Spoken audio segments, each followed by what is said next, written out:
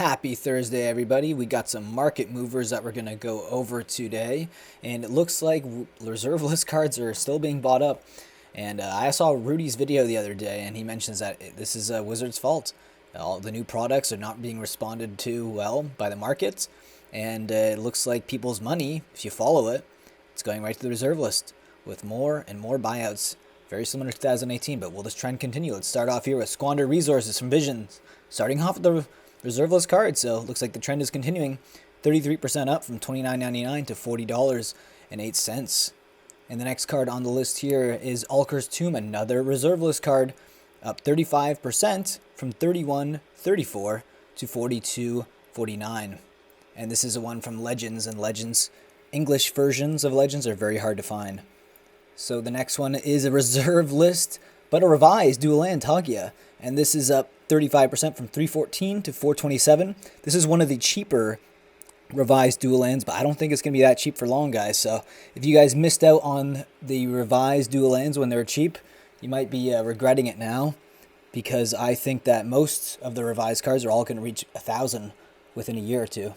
Oasis from Arabian Nights. This is up 36% from $17.99 to $24.56. Now, Arabian Nights is the first expansion set of Wizards of the Coast, and because of that, they're very hard to find, near mint copies, because people used to play these in penny sleeves, sometimes without even sleeves at all. So good luck finding some on the market for that price. Necropotence, this is not a reserve list card. This is up 39% though, from $43.71 to $61.01. Now there's obviously more versions of this available. I believe you can get them in Eternal Masters, so I wouldn't be paying these prices for this right now, because it's not a reserve list card, so it'll probably tank. Avenging Angel Tempest, this is a reserve list card, and this was on our list previously. This is up 40% from $3.37 to $4.74. Now, this is a very, very cheap reserve list card, which is one of the reasons why people have their eye on it, with tribal themes obviously being another reason for the jump. Mystic Reflection Extended Art. This is a card from Kaldheim. This is up 41% from $13.99 to $19.75. Now, a lot of these extended border cards we've seen from the past, usually after a pre-release weekend and within the first week or two of a new set release, they have a massive pullback in price, and I'll imagine the same thing will happen here. Elvish Promenade Duel of Planeswalkers versions is going up 59% from $10.57 to $16.89.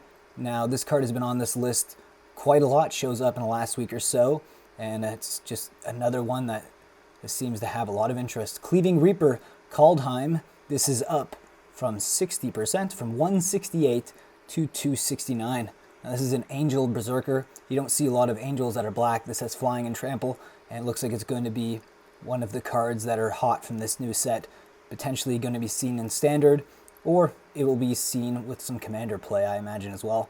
Nova Pentacle from Legends, this is a reserve list card. This is up 65% from $57.85 to $95.47. Now, this is from Legends, so you're going to find these impossible almost to find near mint ones that are in English, not Italian. Halls of Mist, this is an Ice Age reserve list card, up 101% from $4.47 to $8.99. Now, this was a very cheap pickup just a week ago, but now it looks like it's seeing a lot of interest. So if you got in on this card early, congratulations. Doomscar Extended Art, this is from Kaldheim. This is up 103% from $7.88 to $16.04. Now, these extended premium versions, they end up being not so premium in the long run, as players usually sell these to buy reserve list cards or sealed product, or just get your money back from the store, so this will see a pullback for sure. Palinchron from Urza's Legacy. This is up 153 from $59.25 to $149. Now, this is a card that I've had in my collection before, and I think I actually traded it in a long time ago, and I'm actually a little upset about that, seeing these jumps. Cosmos Elixir Extended Art from Kaldheim. This is up 177% from $3.85 to $10.69. Now, obviously, this is not going to stick, but we will see a pullback soon.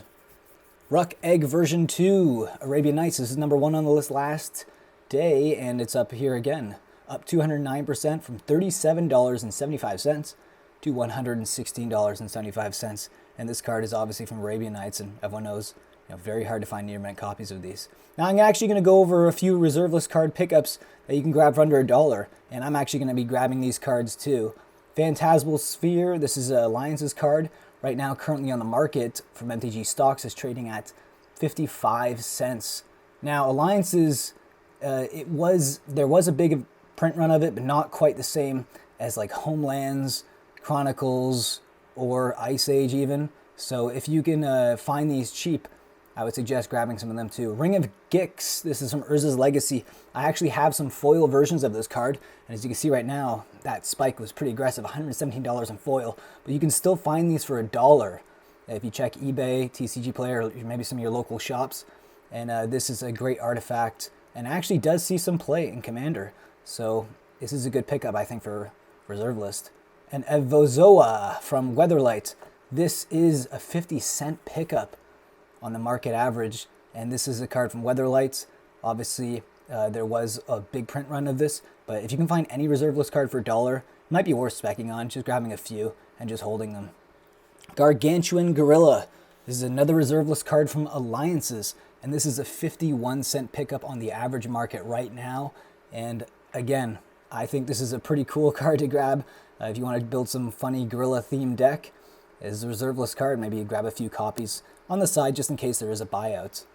So today's biggest loser of the day, and is it going to be a reserve list card, or is it going to be a Arabian Nights card, or potentially something new?